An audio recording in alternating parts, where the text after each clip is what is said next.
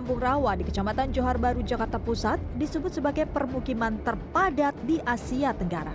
Dengan luas hanya 33,11 hektar, kelurahan ini dihuni oleh 7.103 keluarga dengan total 25.562 jiwa. Nah, kebayangkan seberapa padatnya penduduk Indonesia, khususnya di kota Jakarta ini? Yuk, langsung aja kita bahas mengenai overpopulasi di Indonesia, khususnya di kota Jakarta. Indonesia menempati posisi keempat sebagai negara dengan penduduk terbanyak di dunia. Pada tahun 2015, Badan Pusat Statistik melaporkan bahwa jumlah penduduk di tanah air sebanyak 255,58 juta jiwa. Dan pada tahun 2022 dilaporkan bahwa penduduk di tanah air sebanyak 275,77 juta jiwa. Kepadatan penduduk di Indonesia disebabkan oleh banyak hal. Adapun poin-poin utama dari penyebab kepadatan penduduk di Indonesia yaitu yang pertama adalah fisiografis, ekonomi, dan sosial budaya. Apa sih fisiografis, ekonomi, dan sosial budaya itu? Yuk kita bahas. Yang pertama yaitu fisiografis. Fisiografis merupakan keadaan wilayah secara fisik yang menjadi salah satu penentu utama untuk manusia menetap. Indikator fisiografis yaitu letak ketinggian, kesuburan tanah, iklim, ketersediaan air, dan kondisi sumber daya. Yang kedua yaitu ekonomi. Wilayah dengan pertumbuhan ekonomi yang pesat, seperti daerah industri, akan menarik pendatang lebih banyak.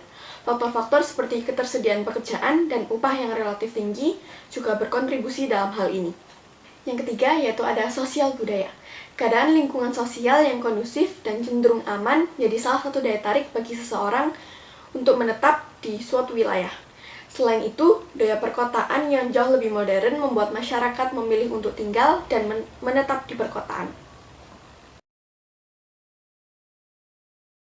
Kira-kira tanggapan dan tindakan pemerintah untuk menangani overpopulasi ini gimana ya? Salah satu solusinya menurut pemerintah yaitu kembali menjalankan program KP, tetapi dengan pendekatan yang berbeda, yaitu melalui himbauan dan ajakan, bukan pemaksaan seperti di zaman dahulu. Program KB tidak hanya bertujuan untuk menekan angka kelahiran, tetapi juga untuk membentuk keluarga yang berkualitas, menciptakan kemajuan, kestabilan, kesejahteraan ekonomi, sosial, serta spiritual setiap penduduknya. Program ini diatur dalam Undang-Undang Nomor 10 Tahun 1992. Badan Kependudukan dan Keluarga Berencana Nasional menyebutkan tren angka kelahiran atau Total Fertility Rate yang disingkat menjadi TFR di Indonesia ratanya memang mengalami penurunan. Catatan terbaru melaporkan bahwa angka kelahiran total di Indonesia berhasil turun menjadi 2,38 anak per wanita pada tahun 2019. Meskipun angka total kelahiran dinyatakan menurun, angka tersebut belum mencapai sasaran rencana strategis yang bertujuan untuk menurunkan TFR hingga 2,1 anak per wanita. Selain program KB, ternyata Presiden Joko Widodo juga menyatakan bahwa pemindahan ibu kota ke Pulau Kalimantan diletakkan dalam konteks ini, sehingga akan mendorong pertumbuhan ekonomi baru, sekaligus memacu pemerataan dan keadilan ekonomi di luar Jawa. Mengapa overpopulasi ini harus segera ditangani dan apa dampak buruk dari overpopulasi ini? Yuk kita bahas. Menteri PPN menyampaikan populasi penduduk Indonesia yang terus berkembang menjadi tantangan. Salah satunya soal lahan pertanian yang terus berkurang karena kepadatan penduduk yang semakin meningkat, khususnya di kota Jakarta. Menurut CNBC Indonesia, hal ini berdampak pada makin sulitnya membuka lahan pertanian baru. Hasil dan pembahasan penelitian menunjukkan pertumbuhan penduduk yang semakin cepat akan membawa akibat kepada tekanan yang kuat terhadap sumber daya alam. Peningkatan jumlah penduduk memberikan dampak buruk terhadap lingkungan, seperti mutu air semakin menurun karena limbah, alih fungsi lahan dari lahan pertanian menjadi pemukiman. Nah, hal tersebut menyebabkan Indonesia harus mengimpor beras dari Thailand, India, ataupun Vietnam. Kenapa kudu impor? Jawabannya yaitu kita masih kekurangan bahan makanan pokok dari negeri sendiri karena peralihan lahan itu tadi. Tidak mudah sekarang ini yang namanya impor beras dari negara lain. Karena sekarang mereka pegang semuanya, tidak ada yang bisa.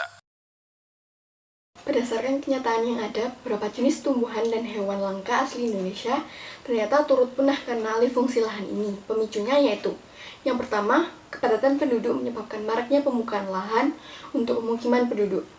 Saat penduduk makin banyak, tempat tinggal yang dibutuhkan makin luas, sehingga lahan hijau sedikit demi sedikit mulai tergeser. Hal tersebut menghancurkan habitat asli hewan dan tumbuhan langka. Hewan-hewan seperti barak Jawa, harimau Sumatera, dan orangutan Kalimantan terancam punah karena habitat mereka yang berkurang ataupun kerusakan habitat mereka karena ulah manusia.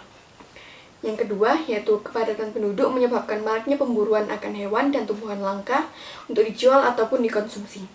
Banyak oknum-oknum jahat yang memburu hewan-hewan untuk keegoisan diri mereka sendiri. Contohnya, harimau Sumatera kerap beredar di perdagangan ilegal, yang mana bagian-bagian tubuhnya diperjualkan dengan harga tinggi di pasar gelap.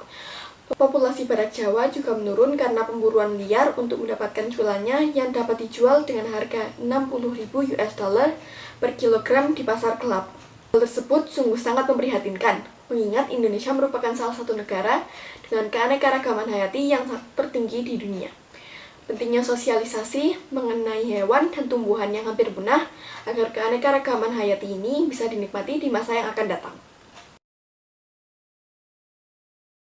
Berdasarkan data Direktorat Jenderal Kependudukan, Jakarta Pusat adalah wilayah paling padat penduduk di Provinsi DKI Jakarta. Luas wilayah Jakarta Pusat tercatat hanya 47,56 km persegi, sedangkan jumlah penduduknya mencapai 1,11 juta jiwa pada tahun 2022. Dengan demikian, setiap 1 km persegi tanah di Jakarta Pusat dihuni oleh 23.249 jiwa, dengan Jakarta Barat yang mencapai 20.717 jiwa per kilometer persegi, diikuti Jakarta Timur dengan kepadatan penduduk mencapai 17.650 jiwa per kilometer persegi, dan Jakarta Selatan mencapai 16.449 jiwa per kilometer persegi. Setelahnya ada Jakarta Utara dengan kepadatan penduduk 12.652 jiwa per kilometer persegi, serta Kabupaten Kepulauan Seribu dengan kepadatan penduduk 2.770 jiwa per kilometer persegi.